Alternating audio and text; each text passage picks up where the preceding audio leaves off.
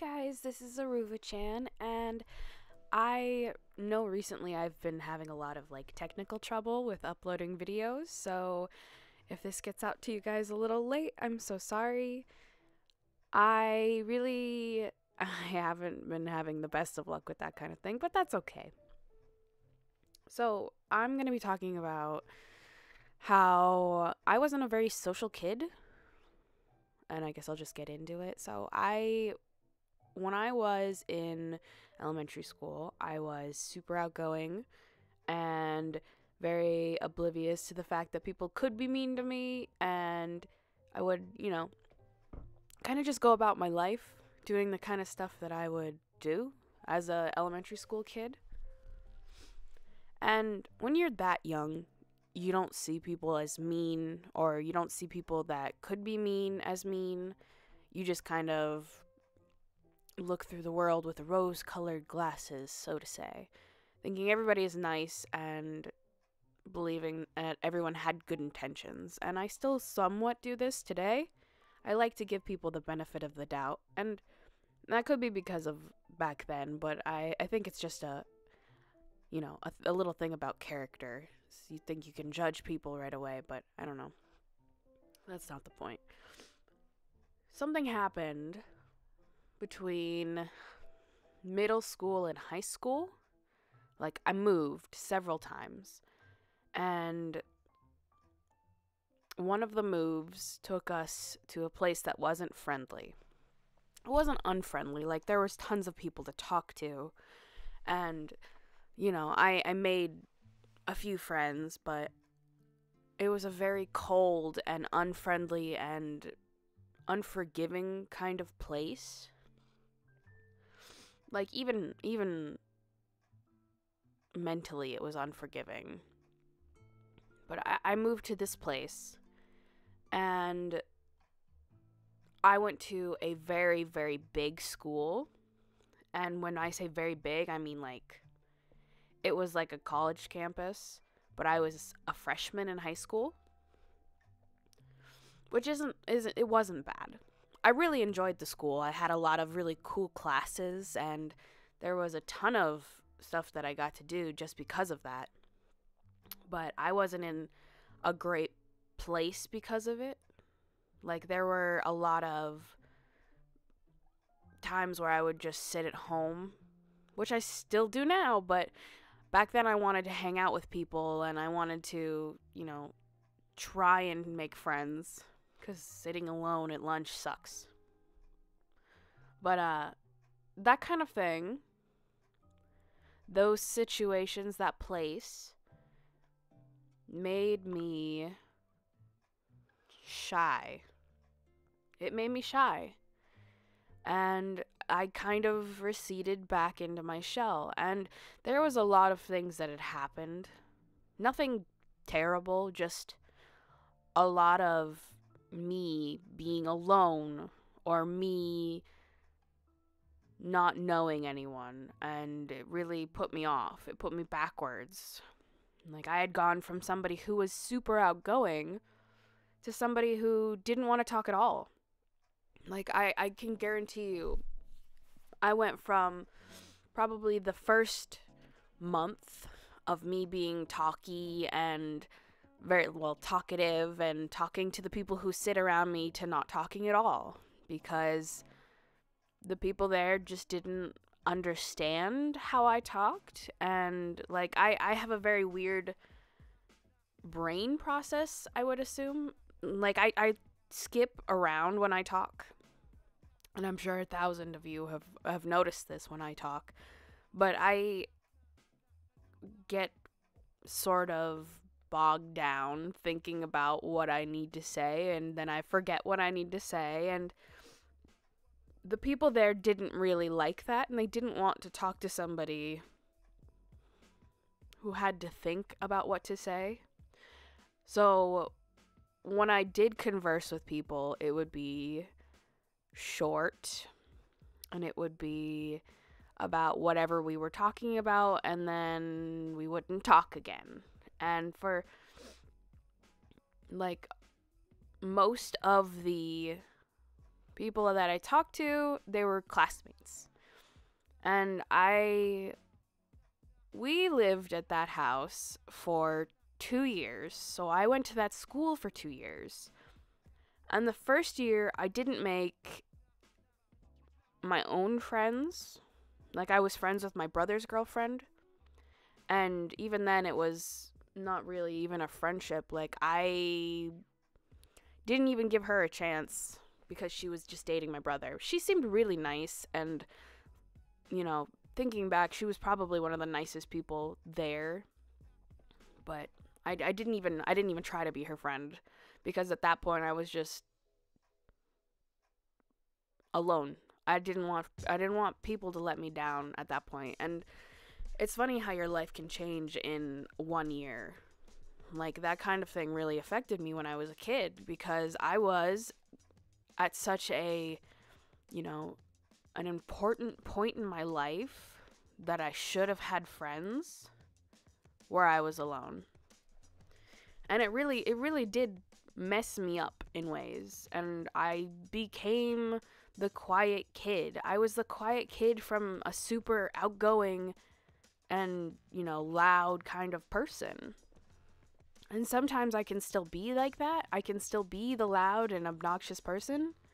But I'm not anymore. I'm not that person. I have still been in my shell. I've been in my shell for the entirety of, my adult life up until now. Like, even now, I'm still trying to break away at that shell. And me talking to everyone on here has been a way of me talking and expressing myself and letting people know how I feel, because I just don't do that. I don't do it in real life, and I don't think about, how I feel. I think about how others feel, and I don't really care about myself. And, now it's been an entire year since I started doing YouTube. I actually think about myself, and I talk about myself, and everything I talk about is therapeutic for me. And, like, I know people don't have the same problems as I do, but when I do hear that somebody has the same problem as me, it makes me feel really good. Like, I feel like I actually matter in some way, and that I'm actually helping someone. And it doesn't have to be, like, talked about, and people don't have to respond to me, and this kind of thing isn't, it's not embarrassing, and it's not important, but it was something that really affected me. And going back into my own memories, I remember just how awful it was. Like, when people tell me they don't have any friends, I know that feeling. Like, because I genuinely had, like, one friend, maybe, when I was in high school. Like, I had a friend who I hung out with in sign language class. And we were only friends in class. I never I never hung out with her after school, and I never talked to her after school. I texted her every once in a while, but I'd never talked to her after school. And she had a boyfriend, and she was busy and all that kind of stuff, but I was okay with that because she didn't really seem to be interested. And then I had another friend who I sat with at lunch. And eventually she started to go to a driving school around me, so she came and hung out with me, but she was very rude, and she wasn't, the nicest person. I remember I was moving, and I told her, she had borrowed something of mine. I said, "Hey, can I have that back?" And she said, "Well, I'm not done with it." And I said, I'm moving, like, away. She's like, "Well, I just need to finish it." And I was like, "Okay, like, I guess just keep it." Like, that's, like, thinking back, it wasn't a great time. Like, you have to figure out a lot of things when you're going into high school. Kind of like, you have to figure out who you are. And I remember when I transferred to my middle school, I had transferred when I was in, like, the second to last year. So I transferred in halfway. So I already had figured out kind of what I was, doing with my old friends and who I was. And I got along great with all the people there. And then I moved again when I was a freshman. I know it sounds silly and it probably doesn't matter to you.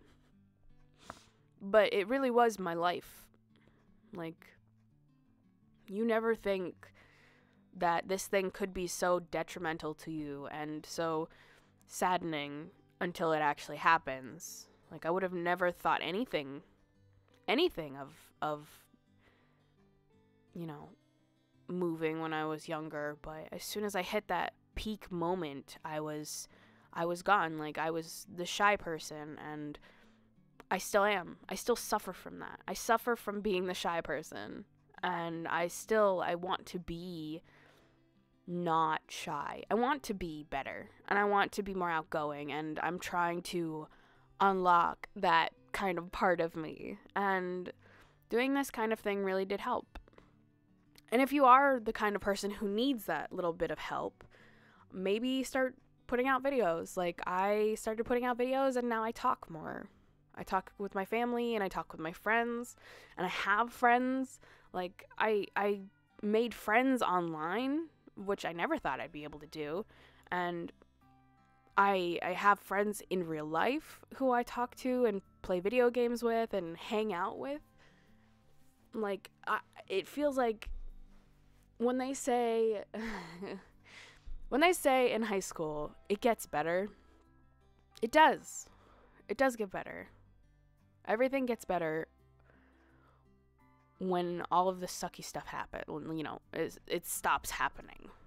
And for a lot of people, that sucky stuff doesn't stop happening for a while, but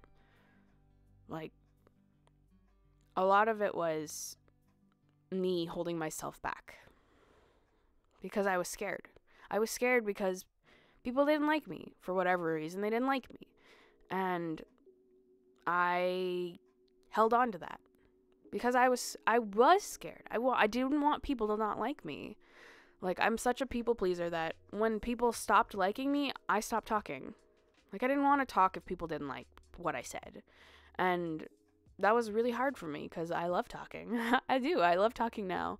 And I'm not really shy. I'm shy around my, friends because I want them to like me. But eventually I'll get to a point where I'm not.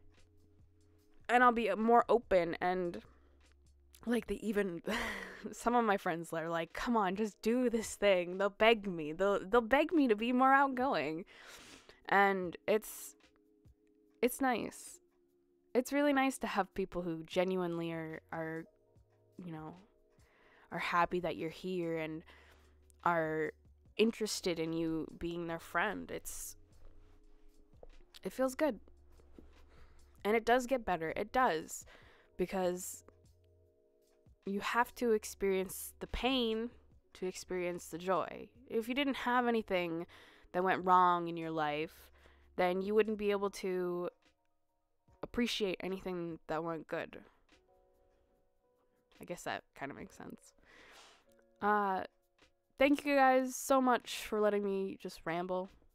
I know you don't come here to listen to me ramble, but this is my therapy, and you don't get to decide. So thank you guys so much for sticking around, and I hope you guys are enjoying this process painting. If you like this, please leave a like, and if you like me, please subscribe. Thank you so much. Bye!